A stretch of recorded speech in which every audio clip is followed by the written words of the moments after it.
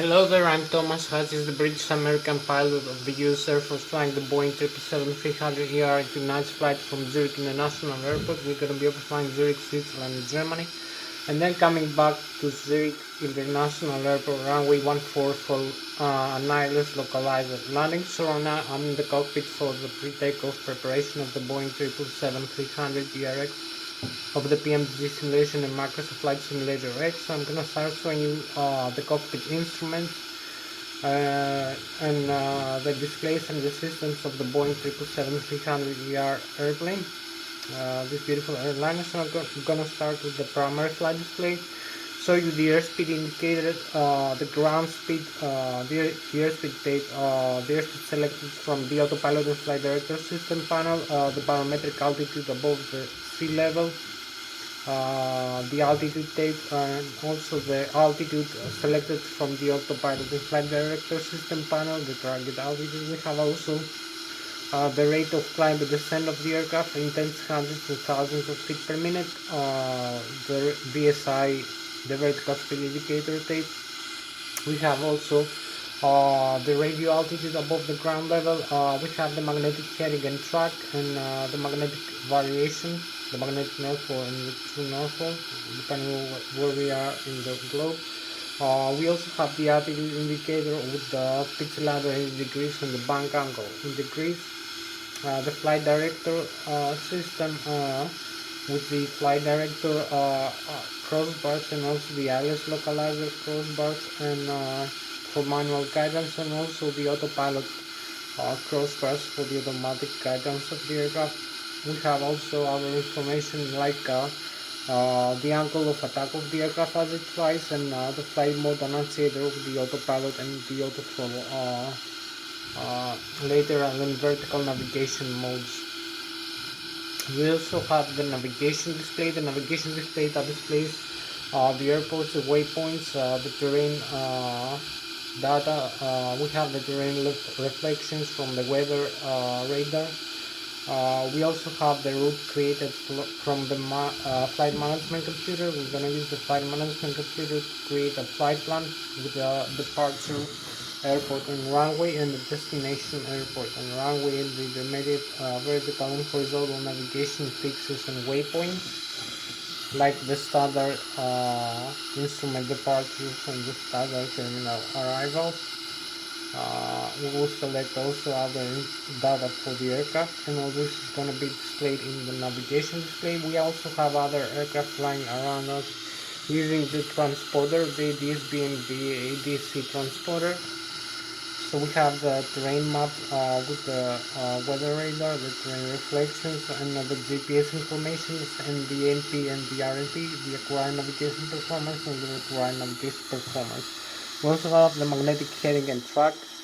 The next waypoint we're going to be flying, and the ground speed of the aircraft, and the wind speed direction and vector. So we have also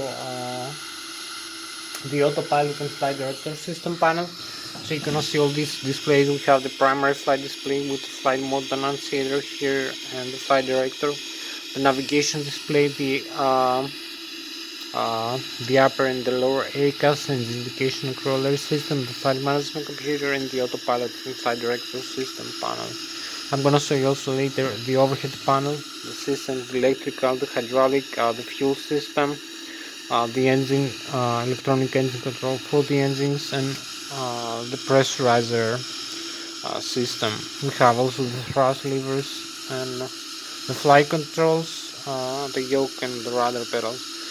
So I will continue with the autopilot and flight director system panel. The autopilot and flight director system panel that contains the autopilot engage and disengage switches, the flight director engage and disengage switch, the auto throttle left and auto throttle right, and also engage and disengage. And also we have the airspeed select knob for the aircraft as it flies with the modes that we can use, like the flight level change, the AP, the auto throttle engage switch with the speed mode, and also the climb continuous mode.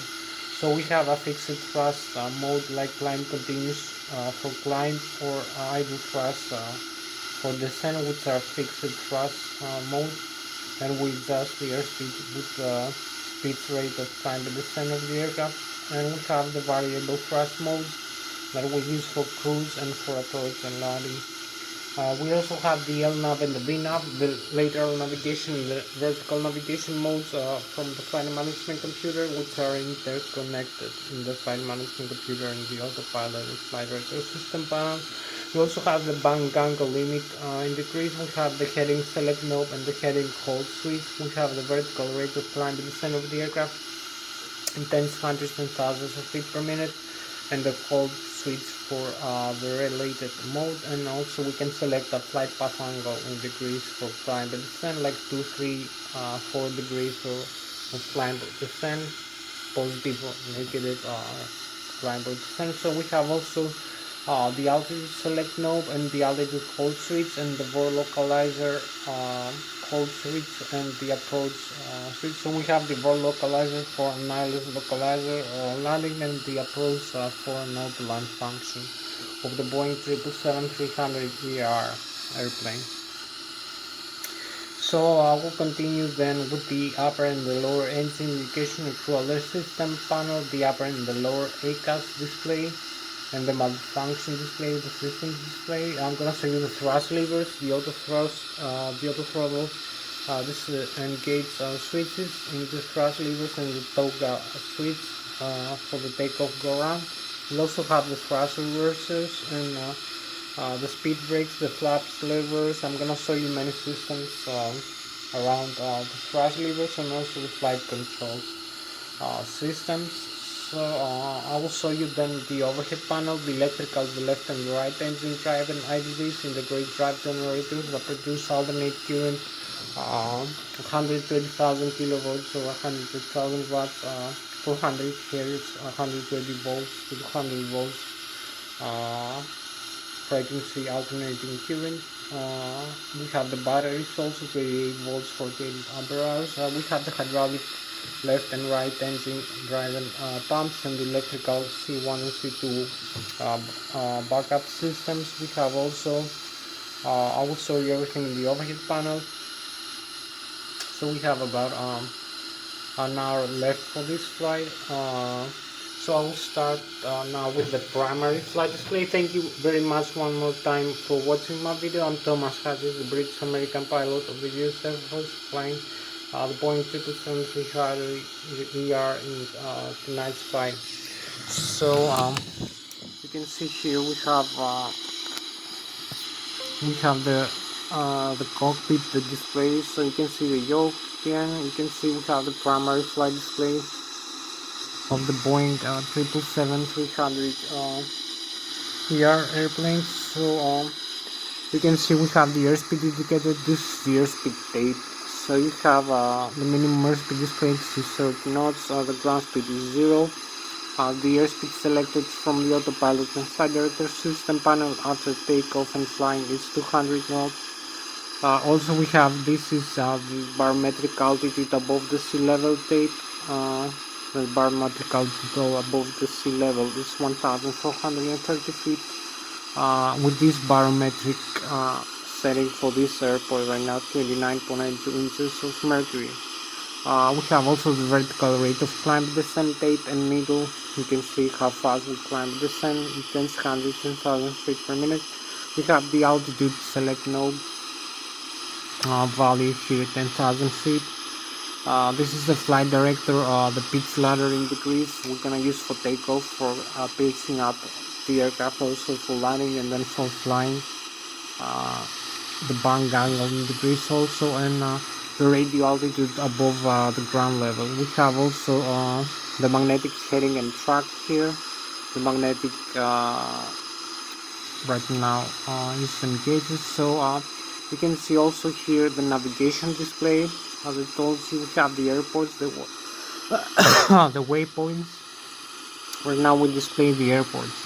So you can see here is the Switzerland. This is the Swiss Alps with red and yellow color is the mountains. You can see the terrain level depending on the distance. You have in front of you this vector with 333 degrees also displayed here.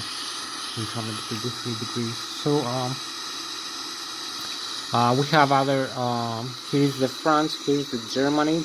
So this is the position of the aircraft, and you can see the required navigation performance and the acquired navigation performance, GPS information. We're gonna display the next waypoint. We will be able to find the ground speed and the airspeed of the wing vector also. So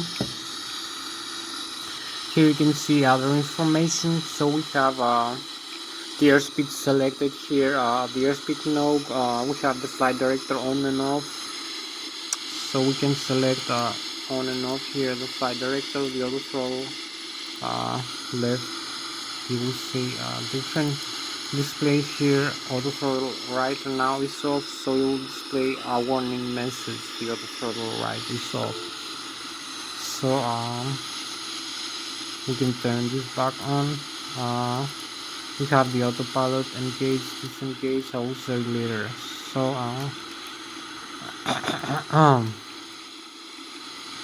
so we can set a different value here.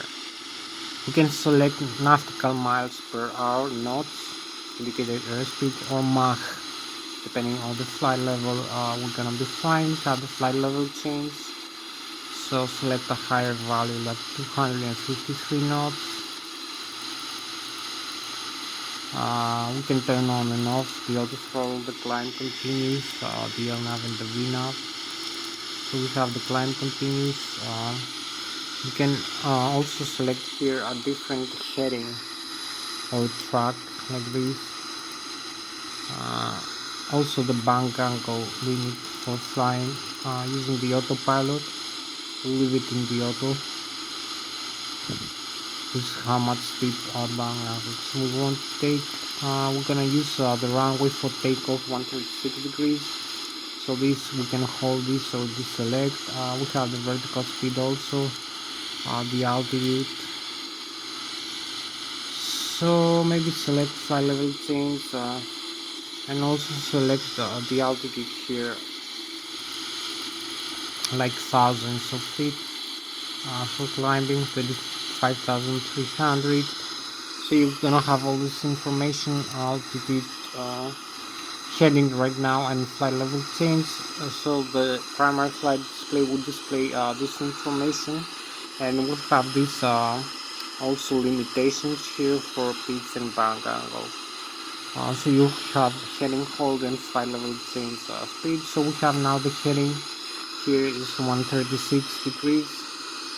The airspeed will be 253 knots, and the altitude is gonna be refined to 5,300. So we have also here, I told you the standard. We have inches of mercury. You have the meters, so you can change some of this information. You can set the range different, display or not display the traffic here.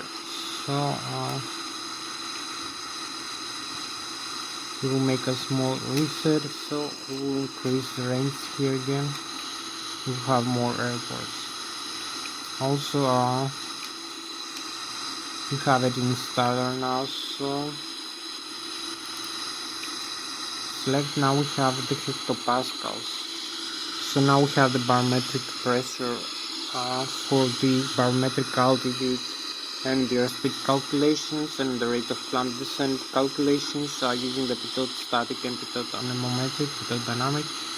So we're gonna have hectopascals, 1013 hectopascal of barometric pressure for this airport right now. So we can set a different value. We can set also again the inches of mercury if we want, not the hectopascals, and also we have the meters now displayed. So we have 436 meters for 1,430 feet and 7,710 meters for 35,300 feet here. So you can see other aircraft I told you here using the transponder. It's over here, the DSP and DC transponder, which are passive transmitting receiving transmitters which react as radars, so they can display other aircraft flying around you, so the distance and the altitude and the speed they fly. So you also have the weather radar and the terrain radar here, which are active scan array radar. So you can see the terrain here. So we have also you cannot see here the altitude hold.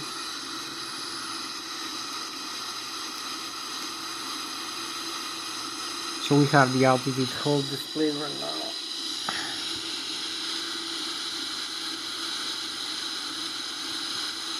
I'm gonna show you also a couple more modes. So we have I told you the altitude, the vertical speed, flight path angle. So you can descend, you use the minus down here, or you can climb, you use the plus, the up. So this is how much you can climb here in a flight path angle in degrees. Also you can connect the autopilot. So you have the autopilot connected, and you can see the flight path angle here, the heading hold. So the flight path angle here with the autopilot will be this mark here, this limitation. You use maybe manual, or use the other one, the vertical speed in tens, hundreds and thousands of feet per minute, so you can descend like this or climb like this with the positive, right? So you will display this over here in the autopilot and flight director system panel. You will have this tick mark now in thousands of feet per minute, 3,900 over here. So you can use also for manual guidance if you fly manually the aircraft instead of having the autopilot connected. So you can either change the modes and use the flight level change with the autopilot engaged. So maybe disengage the autopilot now. I will show you here. You will see this warning here when I press this up and down. Autopilot disengage. So connect the autopilot again, disengage it. You have the warning here, and the autopilot is disconnected, as you can see, with the red color. This warning in the upper ACAS and navigation and crawler system display. re-engage the system. So we engage the autopilot over here with green switch. So now we can see the autopilot again is connected here. AP. We also have the autopilot, the green light here, and we can disengage it using the small switch over here in the control wheel. So we have again the warning, the autopilot. Now we have the flight director on, and we have the warning here, autopilot disconnected. So in order to cancel this, we press one more time confirming disconnection. So now we have the manual guidance of the aircraft using the flight controls, also the thrust levers here. So I will talk to you about the thrust levers a little bit here now to cancel this warning. So we use the thrust levers to actuate the thrust of the aircraft. I'm going to show you the engine indication and crawler system display, the upper and the lower ACAS, the information they contain. So we use the thrust levers to accelerate the aircraft into a takeoff airspeed, and then for flying into a flight speed using the necessary thrust to counteract the drag, and also the lift from the wings using the airspeed, the airflow of the air mass that creates the lift force from the wings that counteracts the weight of the aircraft that is equal to the mass of the aircraft, the acceleration of the Earth's gravity. So I will show you now. Over here we have the upper and the lower ACAS and the nutrition and crawler system displays. So you can see the upper ACAS here. You can see the N1, which is low speed, low pressure compressor and turbine of the turbofan turbojet engine. The low speed shaft of the aircraft. The exhaust gas temperature per engine. The duct pressure of the outflow valves, the pressurizer from the engine 6 and 9 stage. You can see the aircraft model here, the Boeing 777. We have the N2, which is the high speed, high pressure compressor, turbine and compressor, and also the high speed shaft of the aircraft, turbojet, turbofan engine. So we have the fuel flow per engine per hour in thousands of pounds right now.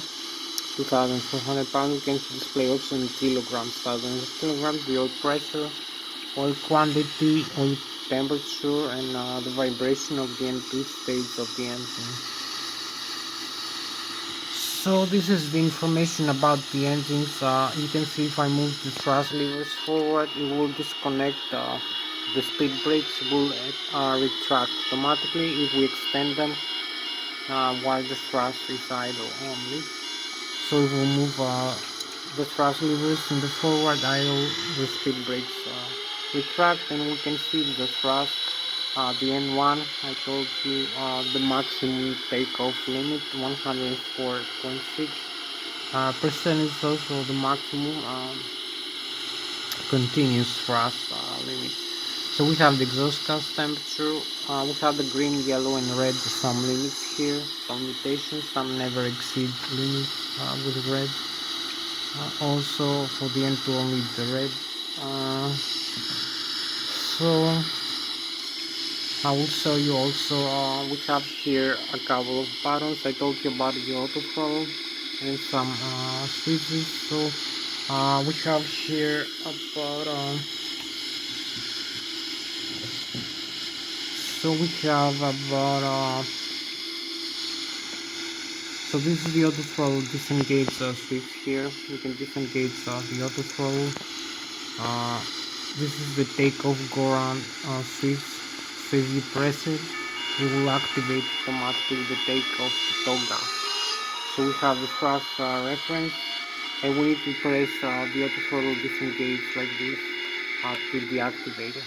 Otherwise, we're gonna climb the aircraft into a takeoff speed, the engine. So we don't need that.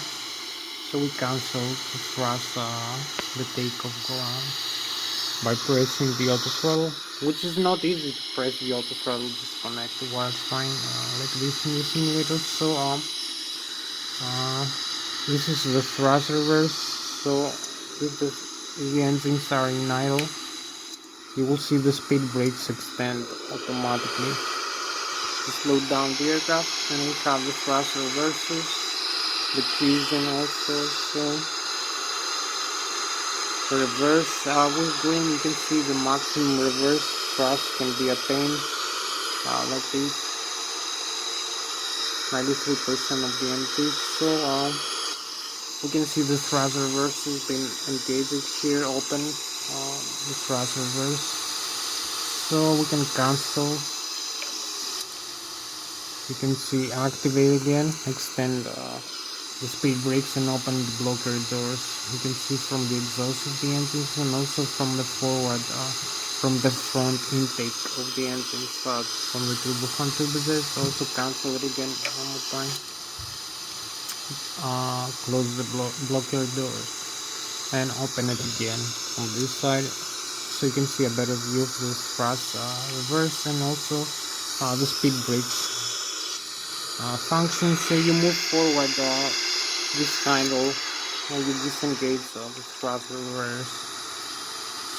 So when you move the thrust levers forward or backwards in the in the required thrust unit, or you connect the auto throttle, the E6, you require an airspeed for flying the aircraft automatically. So when you move the thrust levers or connect the auto thrust, the autopilot and the flight director, you give a signal to the FADECs. The FADECs are the full authority digital electronic control computers, one installed per engine, dual channel redundancy. If one channel fails, the other takes over. They control and monitor all the information and all limitations that you see, and also monitor the safety of the engine's function. So you can see the N1, which is the low speed, low pressure compressor and turbine, and low speed shaft stage of the turbofan turbojet engine. We have the fuel flow per engine per hour, we have the exhaust gas temperature per engine, we have the outflow air pressure from the piston in 9th stage, we have the oil pressure, oil quantity and oil temperature, and the vibration of the N2 stage of the engine. So the thrust levers and the FADECs, the full authority digital electronic control computers, one installed per engine, dual channel, as I told you. So the control the engine's function, engine start and engine shut down, and also optimize the performance of the engines, because they also actuate the air fuel mixture inside the engines, and also the pressure inside the engine. So we have a lower pressure. We can open the 5th and the 9th stage of the outflow valves of the engine. We have another pressure inside the engine. They can close the 5th and the 9th stage into a lower stage. So they increase the pressure inside the engine. Also, as we climb to higher altitude, we have different pressure. The air pressure is lower, and also the oxygen is lower, but the airspeed of the aircraft is higher. So the air intake, the air mass intake from the engine's front fan into the compressor of the turbines is faster. So we need a different fuel mixer every time, depending on the altitude and the airspeed and the configuration of the aircraft. So they optimize the fuel mixture, the performance of the aircraft. So also, as I told you, the engine start, engine shut down. We also use the outflow air from the 5th and the 9th stage to supply other systems inside the aircraft, like the cabin pressurization, the fuel, the C1 and C2 hydraulic pressurized hydraulic fluid pressurization system using the pressurizer. Also the wing and engine at the ice and the air conditioning system. So we have other functions. I told you the thrust reverse, the throttle, the torque. So it's a good thing to have the FADECs, the full authority electronic control computers, one installed per engine, dual channel. We have 2 engines installed in this aircraft for redundancy and for symmetric thrust between the two, the left and the right wing. Also, I'm gonna show you also that. I'm gonna talk to you about the flight controls, the yoke of the Boeing 777.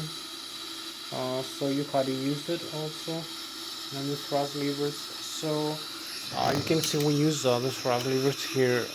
Move them forward, then increase the thrust, this engage the speed brakes. So with this aircraft right now, the Boeing 777-300ER, in this configuration, in this flight, we have 254,000 kilograms of takeoff weight, which is below the maximum takeoff weight for this aircraft. We have about 533,000 pounds of takeoff weight. We use pounds instead of kilograms, so we have about 46,000 kilograms of fuel on board, about 102,000 pounds, which is only 30% of the total fuel the aircraft can take in its tanks, and we have only the left and the right wing tank filled with fuel. We have also 30,000 kilograms of passenger and cargo, about 46,000 pounds, which is also below the maximum takeoff.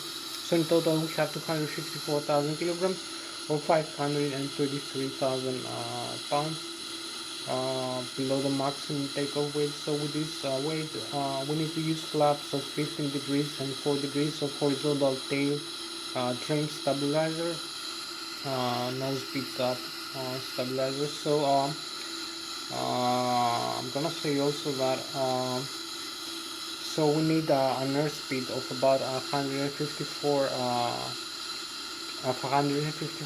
knots, nautical miles per hour, or about 170 kilometers per hour just for takeoff.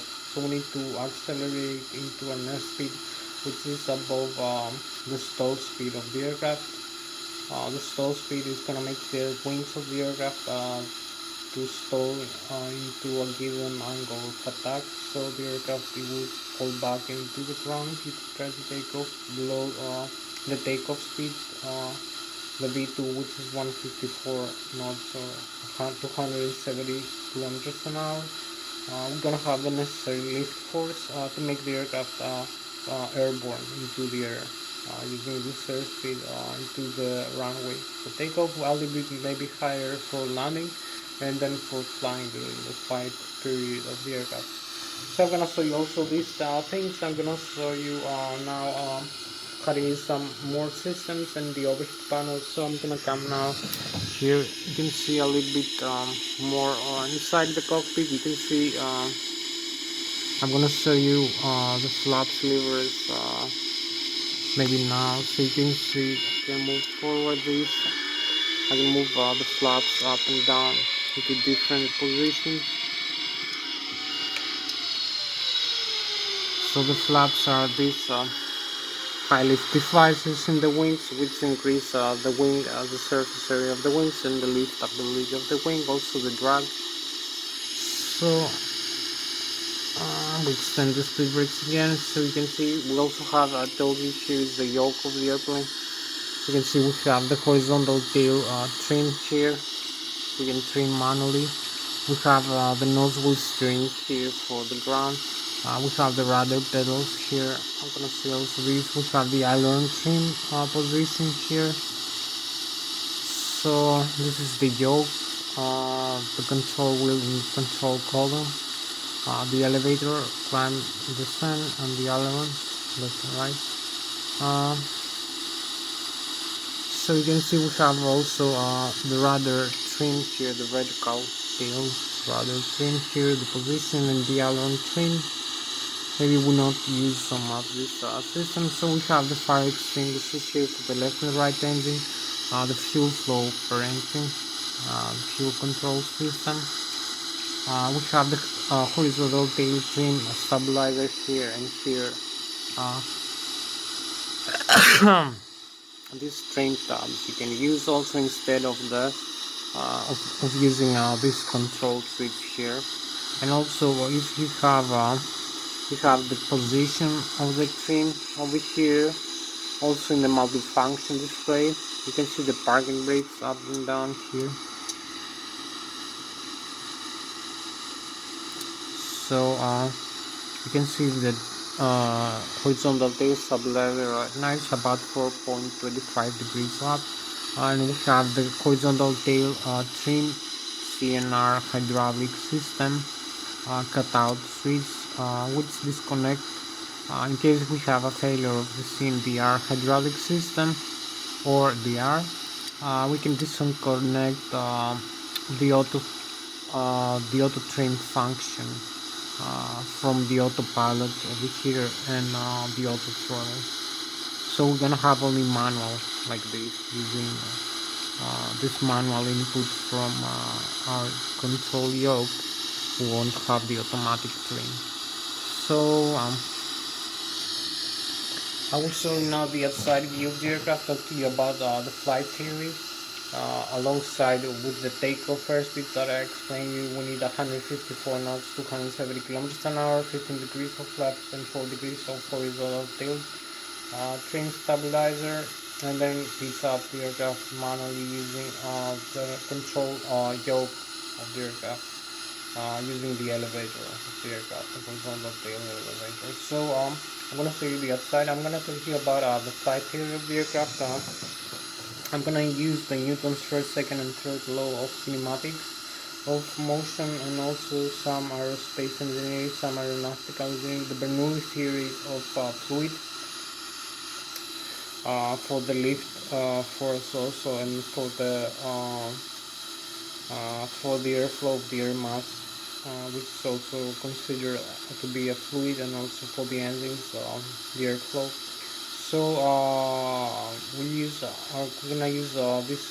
Told you the Newton's first, second, and third law of kinematics, the Bernoulli theory, and aerospace and aeronautical engineering, some mathematics, and we're gonna be deriving some nice theories about and equations about the flight performance of this aircraft or any other airliner. So also some flight theories. So I'm gonna show you um, the outside view now. We have about a few more minutes left to go, so I'll have to be a little bit faster this time. So you can see here we have the outside view of the aircraft. So we can see we have the front wings, the hold, the weight of the aircraft as the aircraft flies. We have the two engines installed, left wing and the right wing. They produce the necessary forward propulsion.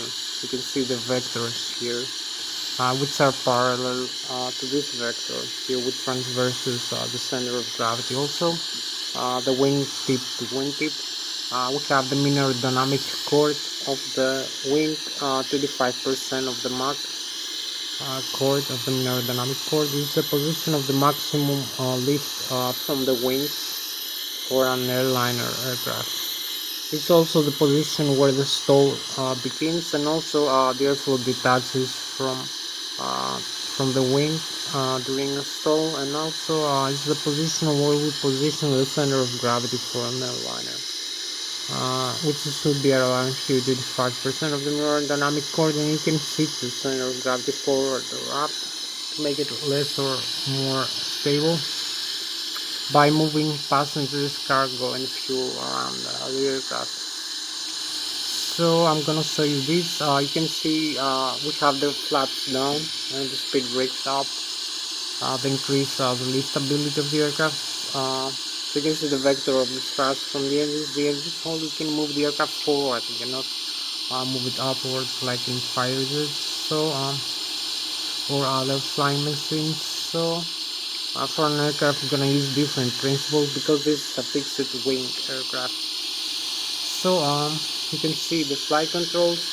As I told you, we need the lift force. The lift will overcome the weight of the aircraft, that is equal to the mass of the aircraft times the acceleration of the gravity. So the wings produce the necessary lift force. Also the engines produces thrust. They overcome the drag from the skin friction. So the wings, you can see the shape of the wings produces the aerodynamic force during the acceleration in the runway for takeoff, and also during the flight. Also we produce other forces using the ailerons and the spoilers, the flight controls, the elevator in the horizontal, the vertical tail stabilizer. You can control the aircraft in flight, hold it stable or make it turn or climb the descent. So we control the flight path of the aircraft like this using the yoke or a size 6. So you can see the bottom surface of the wings is more flat, generally speaking, than the airflow of the air mass. As the aircraft accelerates, it's gonna move slower below the wings because the surface area is more flat. So we're gonna have higher air pressure below the wing, which is gonna pressurize the aircraft up into the air as we reach the takeoff speed. And you also can see the upper surface of the wings, the top surface, it has a higher curvature. It's more curved than the bottom surface. So the airflow of the air mass, as we accelerate to the takeoff speed, is gonna be moving faster above the wing. So we're gonna be having a lower air pressure above the wing. So the lower air pressure above the wing is gonna make an air suction, an air gap above the wing is gonna suck the aircraft up into the air. So we have an air pressure below the wing, a higher air pressure and lower pressure above the wing. So we have differential air pressure below the bottom and the top surface of the wing. We have positive pressure below and negative pressure above the wing. So this makes the aircraft climb to the air by counteracting the thrust from the edges and the drag and also the weight. So we also have, as I told you, the flight controls for steering. You can make turns by deflecting the airflow of the air mass as you fly. You can climb the descent also, down roll. So we also have a couple more things. We have the center of gravity. I told you we have the moment arm. The moment arm is force times the distance from the center of gravity here all the way back to the horizontal tail position or the vertical tail, or from the center of gravity all the way out to the left and the right wing. So we use the center of gravity here, the distance from the center of gravity all the way out to the horizontal tail times the surface area of the horizontal tail, all the surface area control surface like the elevator, the rudder, the ailerons and the spoilers and the flaperons here. So it's times the distance times the surface area times the airflow of the air mass per second times the acceleration of gravity, and you have the moment arm. You have the lever arm that can make the aircraft pitch up into the air like this. You pop up the aircraft, so you descend and also make it turn left and right. So you need the moment arm, the lever arm. You have the lever arm over here in the tail of the aircraft, so transverses all the way, the center of gravity all the way forward into the nose of the aircraft. So you make the aircraft controllable and steerable in flight like this. I'm gonna show you now a couple more things. We have a few more minutes left to go before starting making the engine start demonstration. I'll come very quickly in the overhead panel, show you the overhead panel systems, the flight controls. I'm going to show you now the flight controls, how I use the side stick to control the aircraft in flight. So you can see here we have this side stick, the Lszh Extreme 3D. So you can pitch up and pitch down like this. You can bank roll left and bank roll also right. So you can see the side stick input is proportional to the yoke input over here. Also the other side yoke. So you can also hold neutral. You can also use the rudder pedal like this and use the steering for the nozzle when you are moving in the ground. So you can use the elevator of the horizontal tail, climb or descend. You can use the aileron and the spoilers, turn left and turn right, and use the rudder pedal.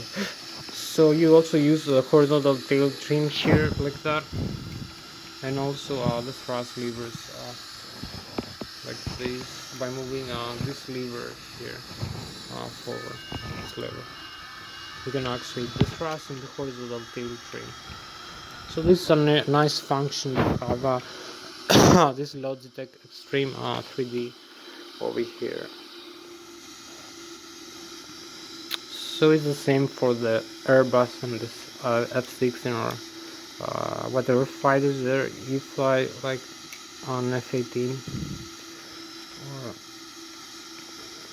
so you can make whatever you wish, bank rolls and also climb descent. So I'm gonna show you now the outside view of the same principle.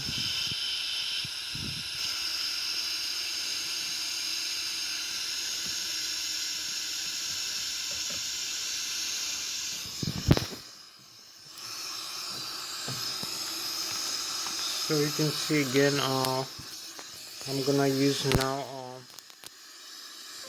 the outside view for showing you this flight controls input using the side stick to the yoke of the aircraft in this simulation. So you can see here I'm having the side stick again.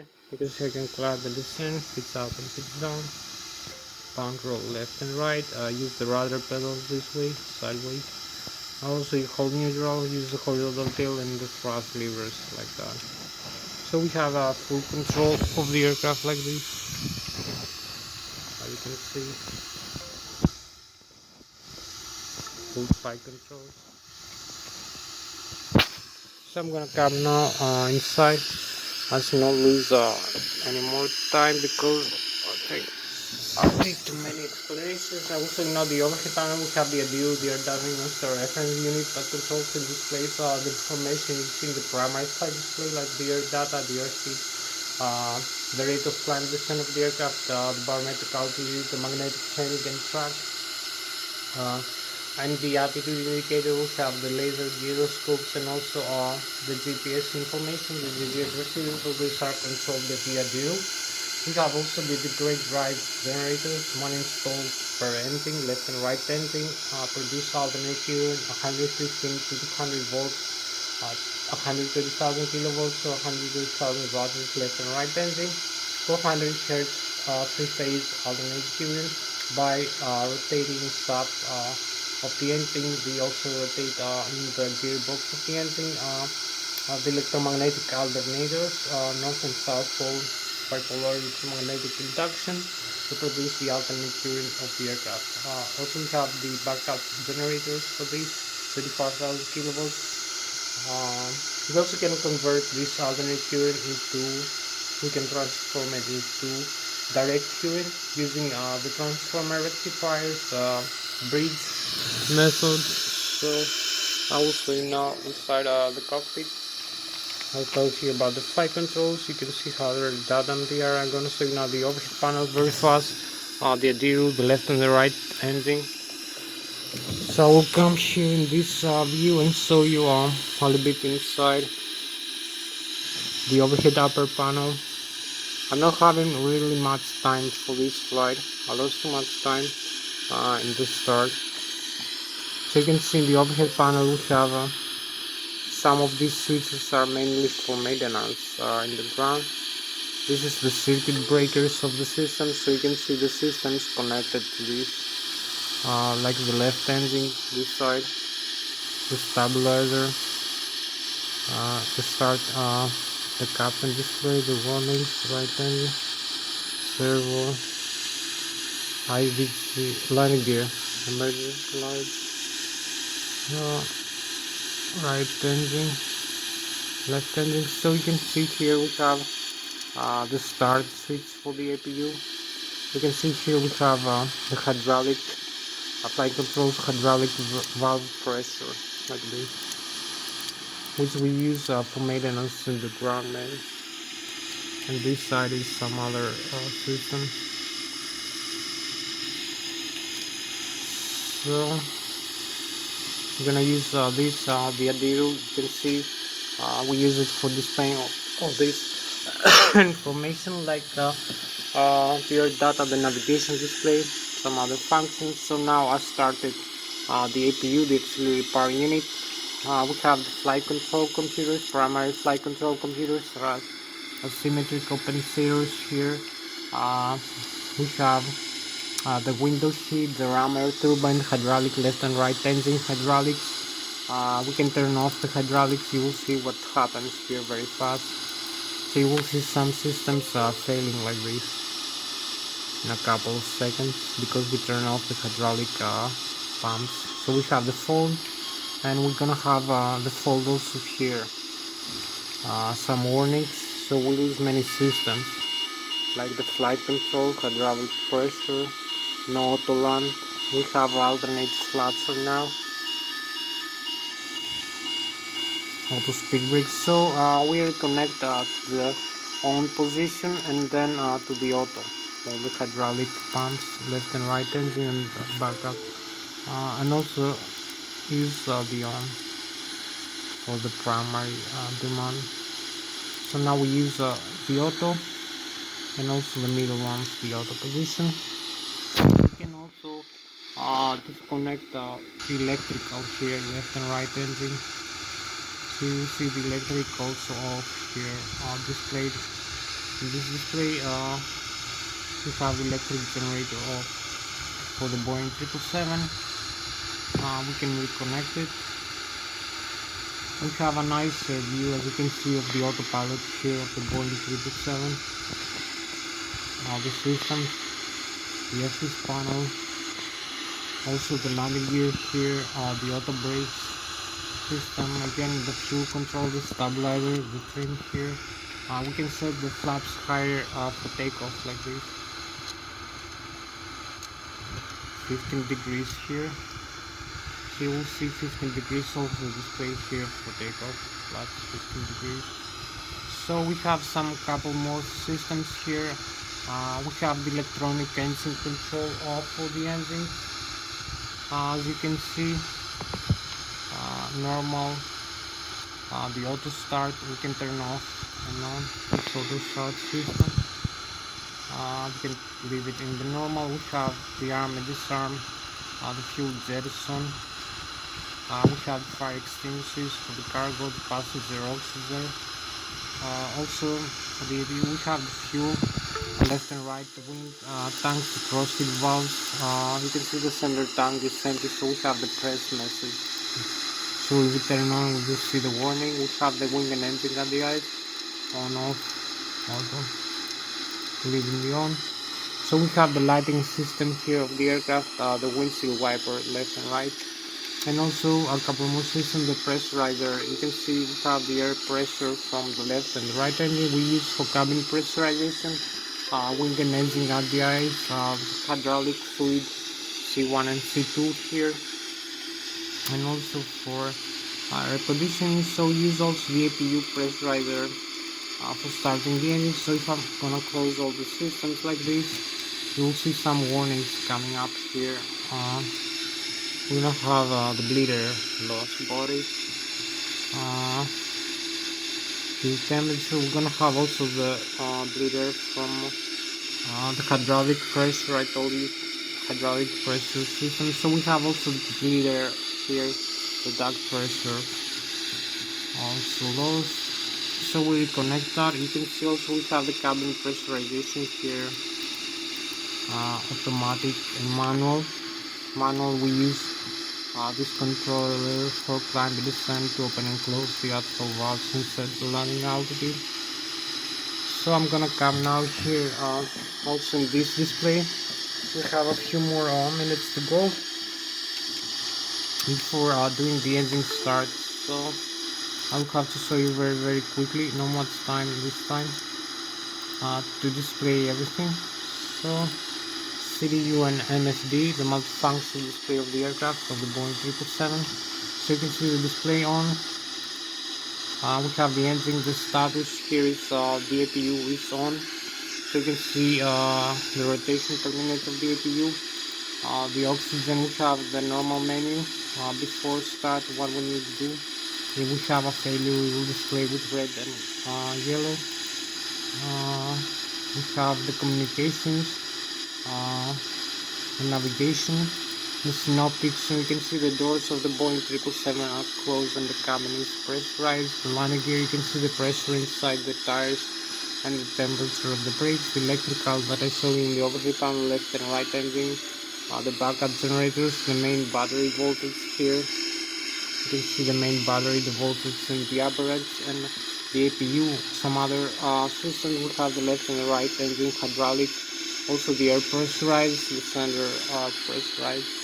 3000 psi is one the quantity of the hydraulic fluid, and the left engine, right engine, left electric, right electric, and electric C1 and C2. We have the fuel left and right wing.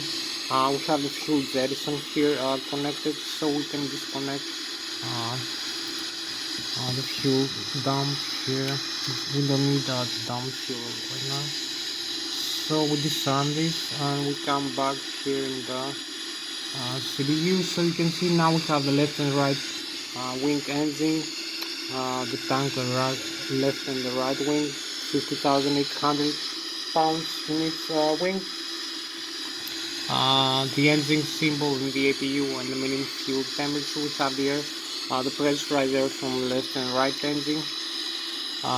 You can see also the engine starter and the APU. We're gonna use the APU for starting the engine. So we have the flight controls here. You can see the flight controls. I'm gonna use this very quickly. This is the flight controls that I'm using for flying the aircraft. I can move around. So you can see we have no failure. You can use the speed brakes like this. And the stabilizer trim position, all the flight controls, the tail. So the air system here, you can see if I move the thrust levers here forward, the air pressure will increase rapidly from the left and right engine. We have the 5th and 9th stage and the APU. So these are all the systems. We go back to the mode to the engine. So I'm gonna start now the engine. Here in the virtual cockpit, we turn off the fuel flow like this. You're gonna see the engine start down. Generally speaking, we're gonna make it faster. You will see the engine start down message here. The fuel flow is 0. So if I come in the outside view, you will see here the engine slowed down, both the left and the right wing. So the left wing, you can see, slows down. So we'll turn on the engine auto start system here. The left and the right engine, we both move to the left position. To start, you will see the air pressure increase inside the engine room. So this is rotation of the N1 and N2. Engine start down, still on. So we have N2 above 20%, fuel flow is 0. So you can see only pressurizer moving the engine spinners right now. So we admit the fuel now, very quickly, both on. So you will see the fuel flow increase rapidly. So we have fuel flow above 0. So we can now go back. Here we only need to complete one last step before takeoff and flying this aircraft, the beautiful airliner Boeing 777. So we need the initial reference menu, FMC, the model position initialize. We set this airport the Lszh here for the GPS inertial coordinates. 0 fuel weight, gross weight here of the aircraft automatically. We set 5%, 35,300 for flight, and the cost index to the 100%.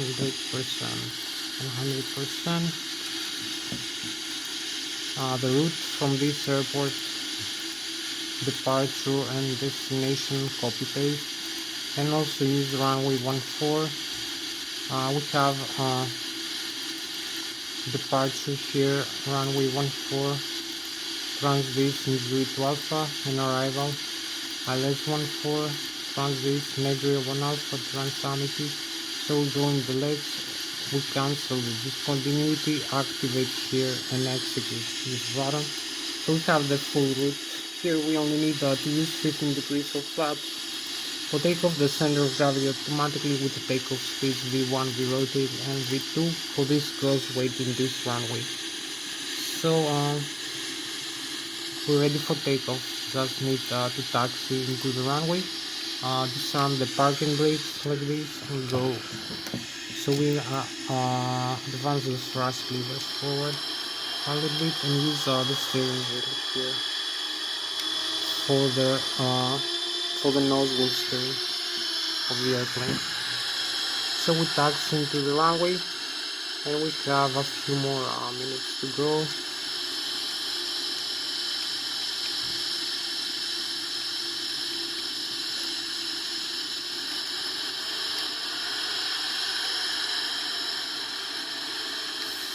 So we go into the runway is open for us, line with the center line now. You can see I'm using the steering wheel here and the rudder pedals for the nose wheel.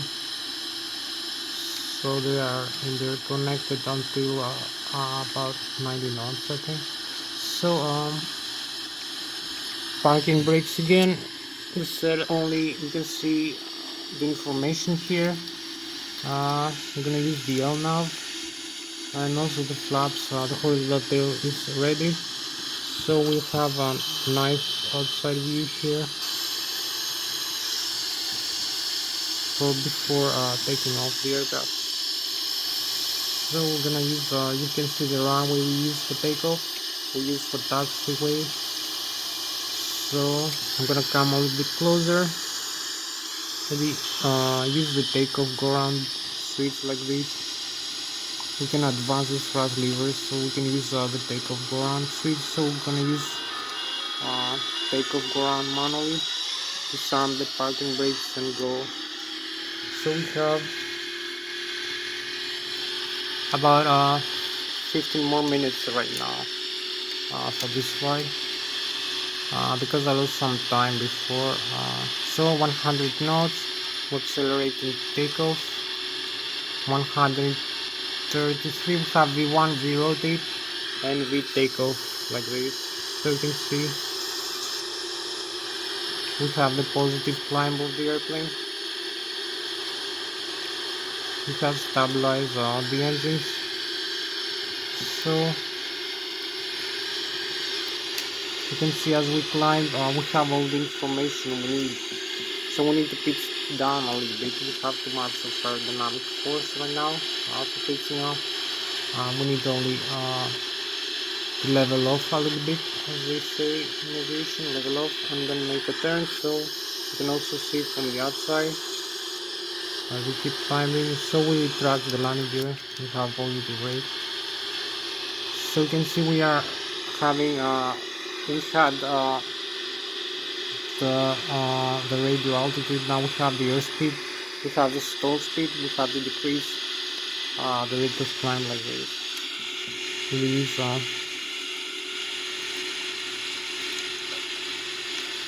maybe use manual thrust, automatic manual thrust.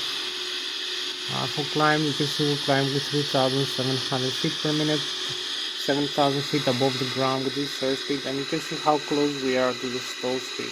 We can reach without stalling if we make the necessary attitude maneuvers, like not pitching up too much. So you can see we climb out. We're gonna hold level for the next waypoint like this, make waypoint following. Also show you the outside views. So we are about 8,000 feet, keep climbing out like this, as you can see.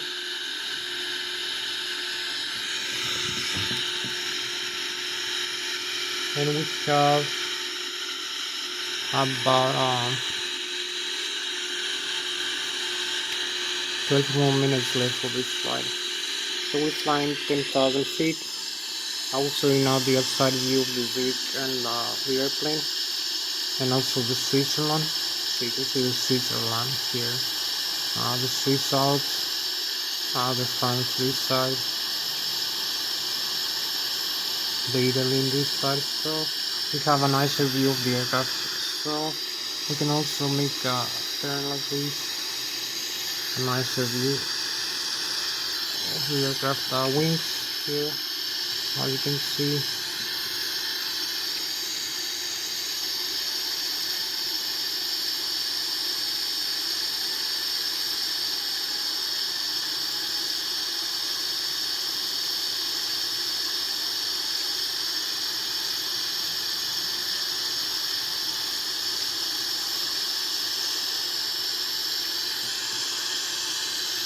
So we keep climbing out. We have this beautiful view of the airplane.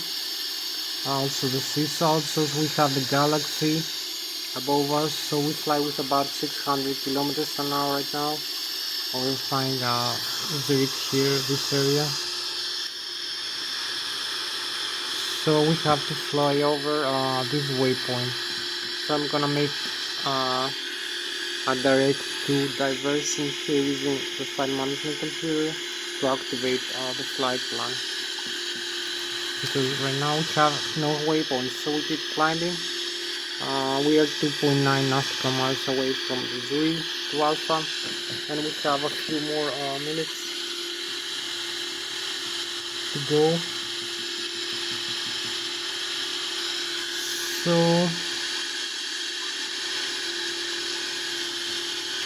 we have a few more minutes to go.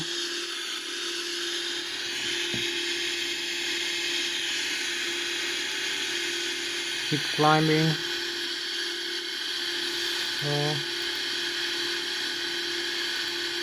So we're gonna climb a little bit higher simulation rate.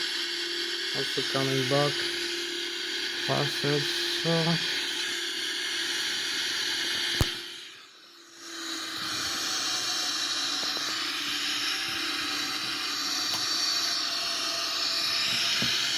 So we can level off for a while here.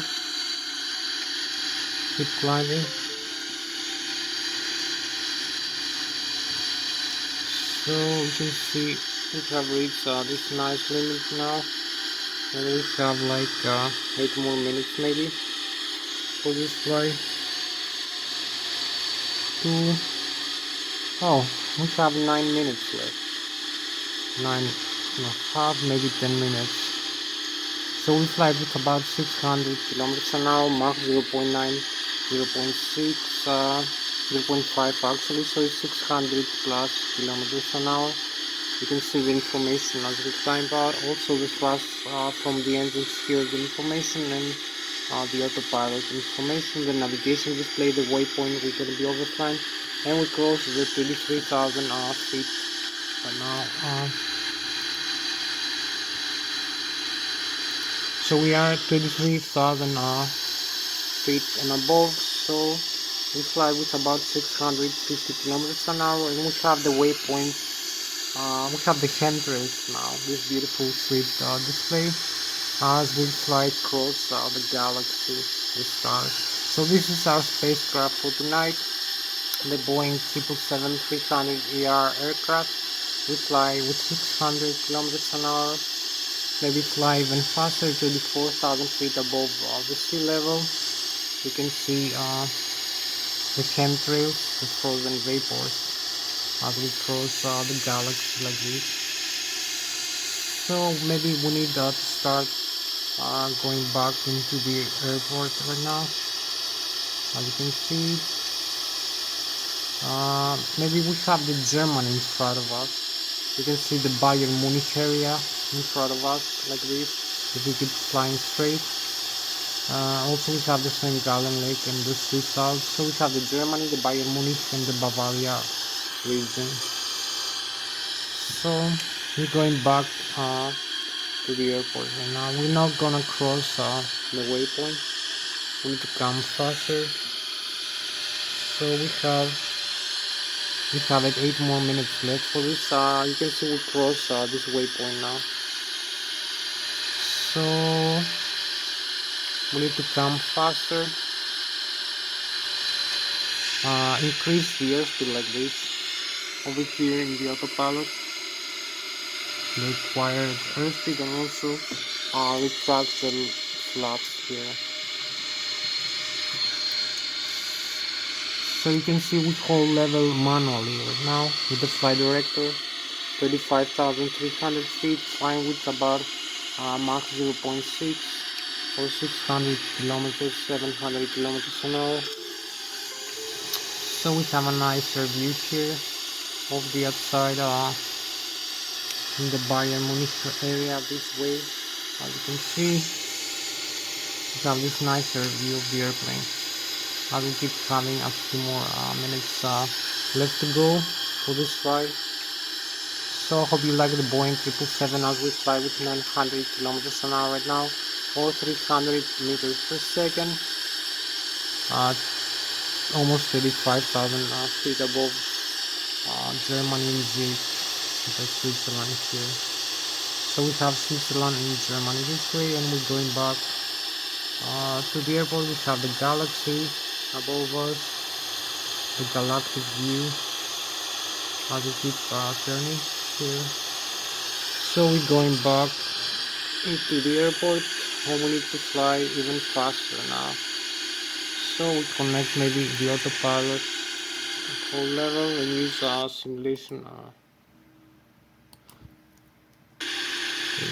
time. So we have about 5 minutes left for this flight.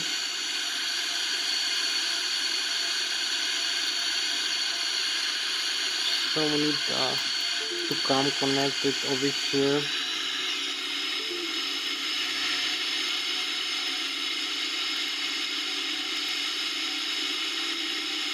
Also the landing airspeed like this.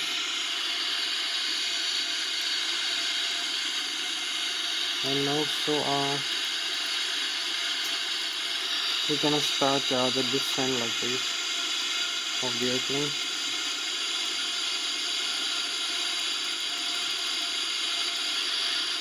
So we have the flight level change and decrease the airspeed a little bit. So we're gonna use the speed brakes extend as we descend.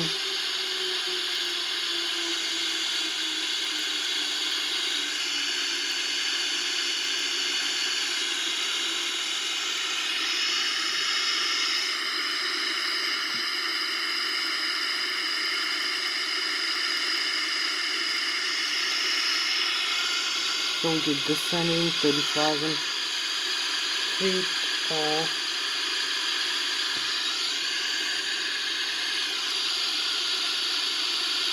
So we have 5 more minutes left for this flight.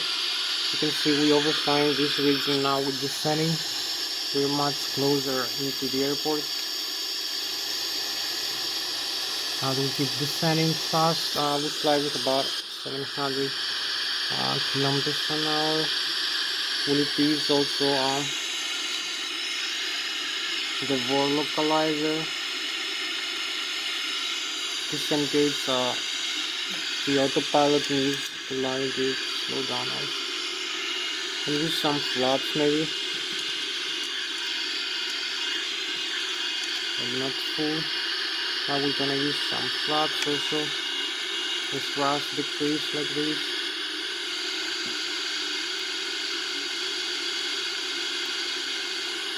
And we're gonna make the turn now into the airport, 14,000 feet.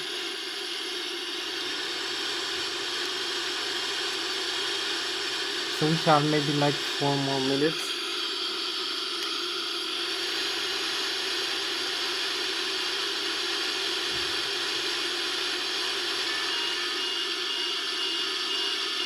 So we have like 3 more minutes left for this flight. We need to come very very fast as we're descending.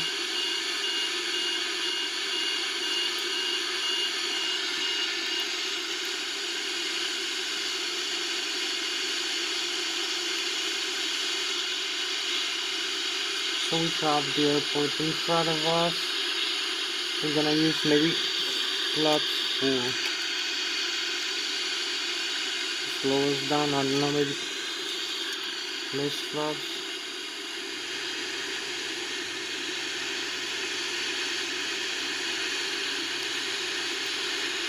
So we have a couple more minutes left.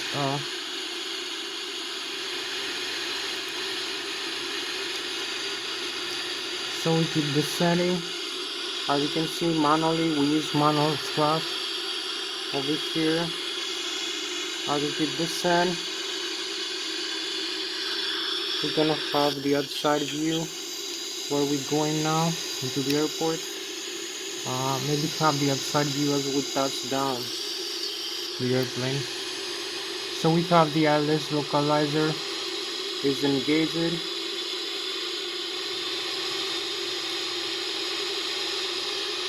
You can see we use the manual input from the side controls and the rudder pedals also, rudder pedals left and right, and also we need to pitch down a little bit.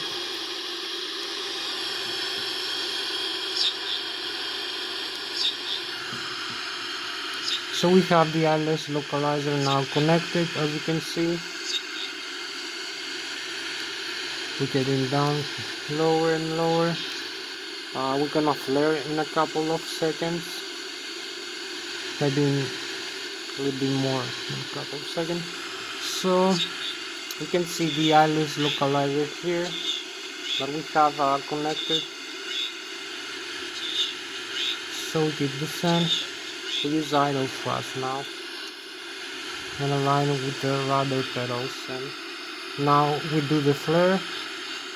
Hold level the aircraft. Keep descending 500 feet per minute. Less 300, 200 feet per minute. 10 feet above the ground. And here we come. Touch down the ground. Align a little bit with the rudder pedals. Parking brakes and reverse drive.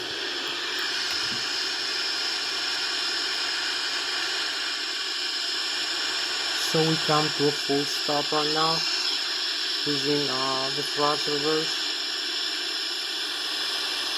As you can see, we came to a full stop here. We can see here the nose wheel of the aircraft is in a perfect condition. There is no breakage in the strut or the